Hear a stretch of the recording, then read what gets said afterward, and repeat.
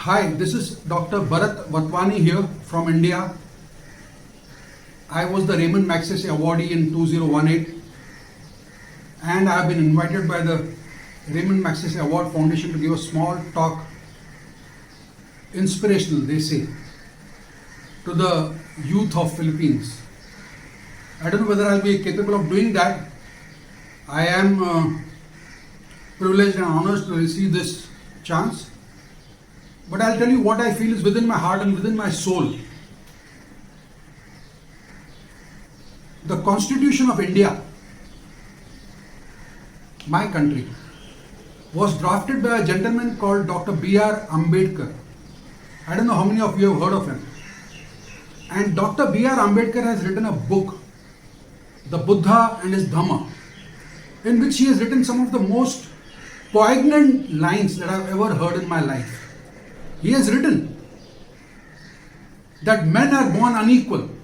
Some are born rich, some are born poor, some are born healthy, some are born ill, some are born tribals, some are born somewhere else, some are born intelligent. Ultimately, what he's trying to say is that there is inequality in the very act of birth. Now, people have to survive. If inequality be the rule of the game, in a struggle for existence, then according to him, the weakest will be pushed against the wall. The question is this right?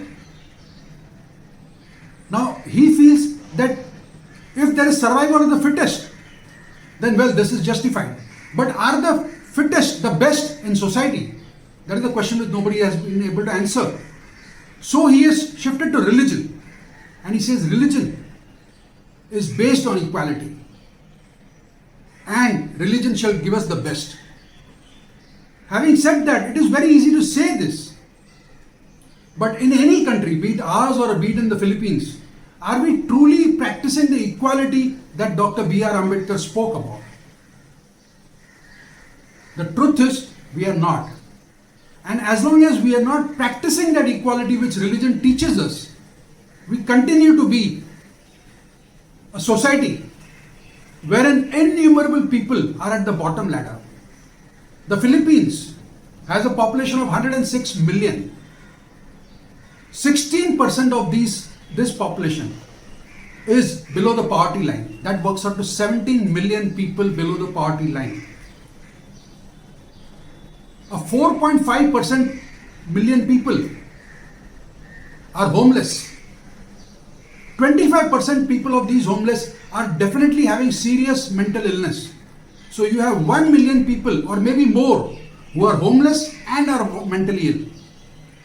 This is the harsh reality of life. The Philippines and the India share a very common GDP and a very common style of functioning in Asia. From the bottom line, India is 68th in GDP per capita.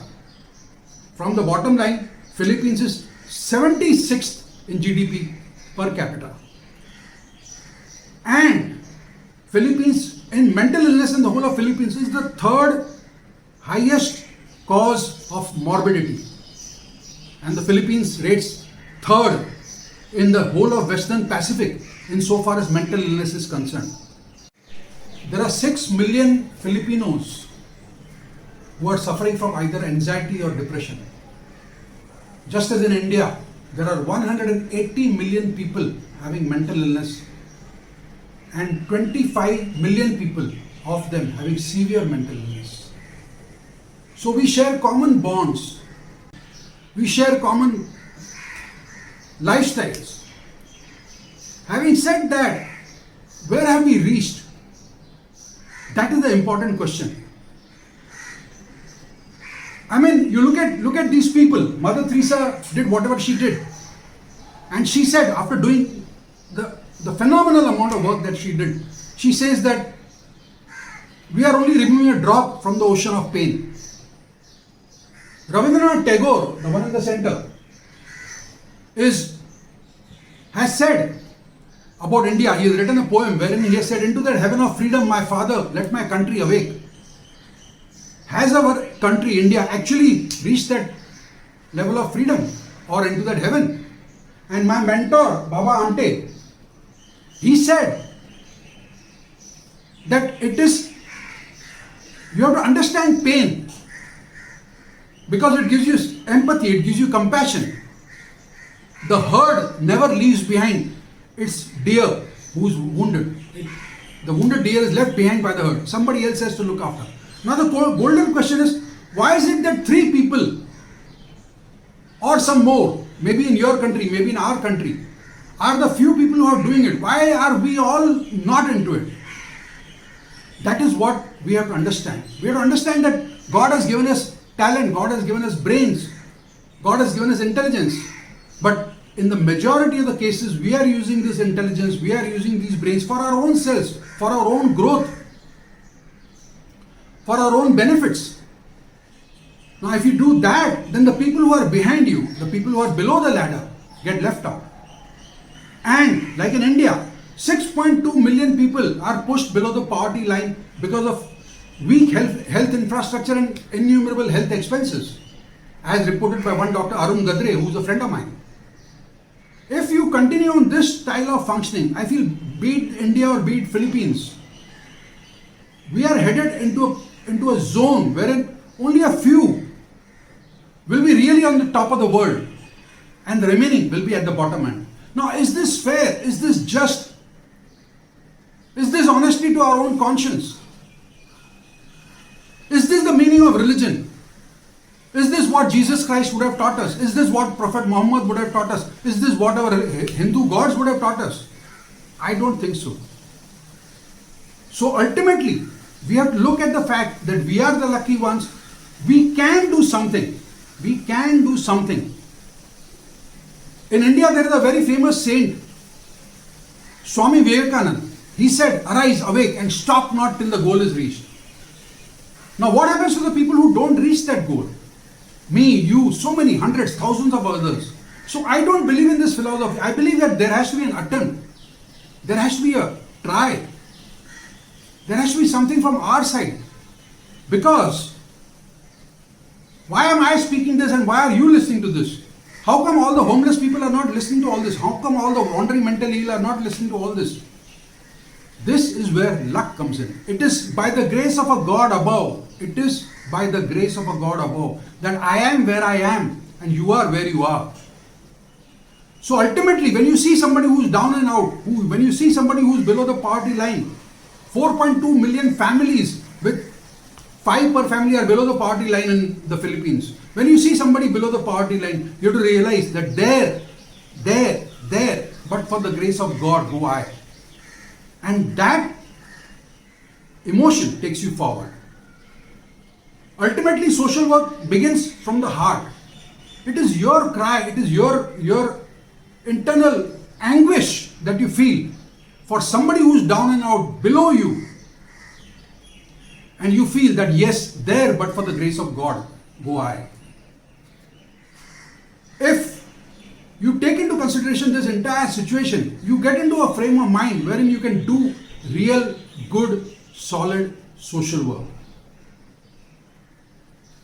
Governments may change, people may change, the premiers of our countries may change, political parties may change, but what keeps the world going and what keeps our country going and what keeps your country going are these emotions.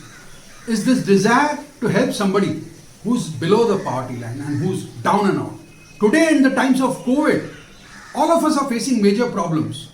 76 people, 76 health workers had died in the Philippines because of COVID until December 2020. Now you see the identity, see the identical situations.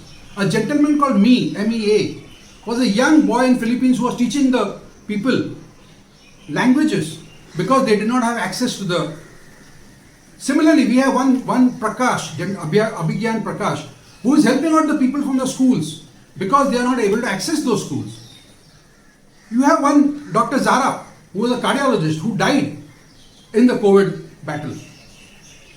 You have somebody called, let me get these names right.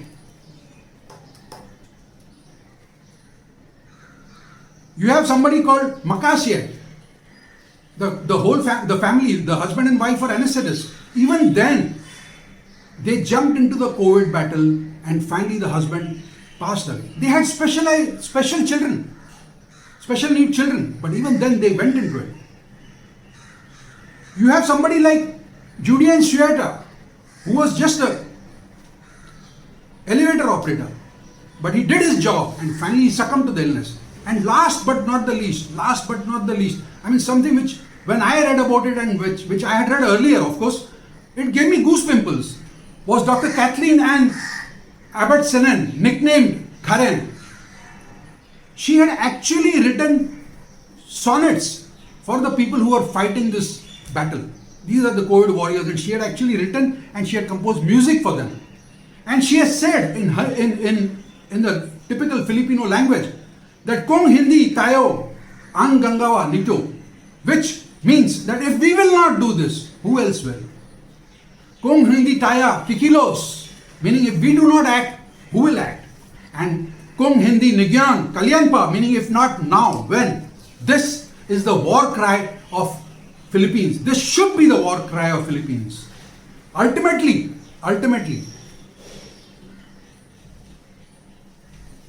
there is something.